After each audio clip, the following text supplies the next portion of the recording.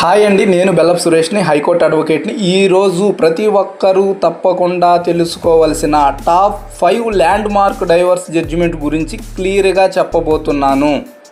మొదటగా ట్రిపుల్ తలాక్. మొదటిది Shayara Bano versus Union of India 2017 case అండి. ఇంతకు ముందు కొంతమంది ముస్లిం పురుషులు ఒక్కసారిగా తలాక్ తలాక్ తలాక్ అని చెప్పి భార్యను వదిలేసేవారు. కానీ సుప్రీంకోర్టు ఈ పద్ధతిని పూర్తిగా రాజ్యాంగ విరుద్ధం అని ప్రకటించింది. దీని అర్థం ఏమిటంటే ఇకపై ఒక్కపక్షంగా వెంటనే విడాకులు ఇవ్వడం చెల్లదు. ఇది మహిళల గౌరవం మరియు హక్కులను రక్షించిన చారిత్రాత్మకమైన తీర్పు. Second one 6 months cooling period. రెండవది అమర్దీప్ సింగ్ వర్సెస్ హర్విన్ కౌర్ 2017 కేసు అండి. సాధారణంగా మ్యూచువల్ డైవర్స్ కోసం 6 నెలలు ఆగాలి అని కోర్టు చెప్పేది, కానీ ఇది తప్పనిసరి కాదు అంటూ సుప్రీంకోర్టు ఈ జడ్జిమెంట్లో చెప్పడం జరిగింది.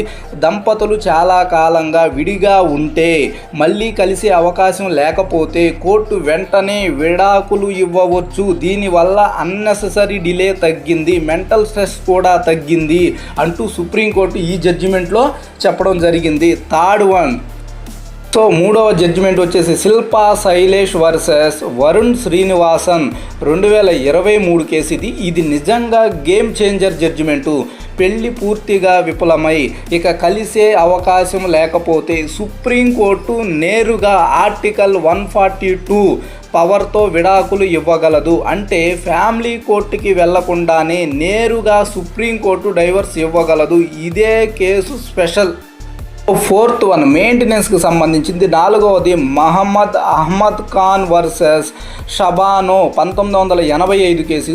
ఈ కేసులో కోర్టు ఏం చెప్పిందంటే సుప్రీంకోర్టు మతం ఏదైనా సరే భార్య తనను తాను పోషించుకోలేకపోతే భర్త మెయింటెనెన్స్ ఇవ్వాల్సిందే.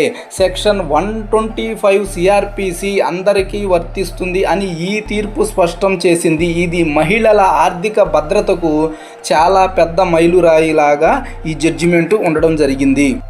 ఐదవ జడ్జిమెంటు విజయ్ కుమార్ బతే వర్సెస్ నీలా బతే 2003 కేసు. ఇది కోర్టులో అసత్య ఆరోపణలు చేయడం, క్యారెక్టర్ను కించపరచడం ఇవి కూడా మెంటల్ క్రూయల్టీ కిందకి వస్తాయి అని కోర్టు తెలిపింది. ఫిజికల్ వైలెన్స్ మాత్రమే కాదు, మాటలతో ఆరోపణలతో కలిగే బాధ కూడా విడాకులకు కారణం అవుతుంది అంటూ సుప్రీంకోర్టు తెలియజేయడం జరిగింది. ఈ 5 తీర్పులు భారతీయ విడాకుల చట్టాలను పూర్తిగా మార్చేశాయి. ఇవి తెలుసుకోవడం ప్రతి ఒక్కరి కోసం చాలా అవసరం. ముఖ్యంగా లీగల్ సమస్యలు ఎదుర్కొంటున్న వారికి ఈ జడ్జిమెంట్ చాలా ఉపయోగపడతాయని నేను అనుకుంటున్నాను. మరిన్ని వీడియోల కోసం like and subscribe. Thank you so much.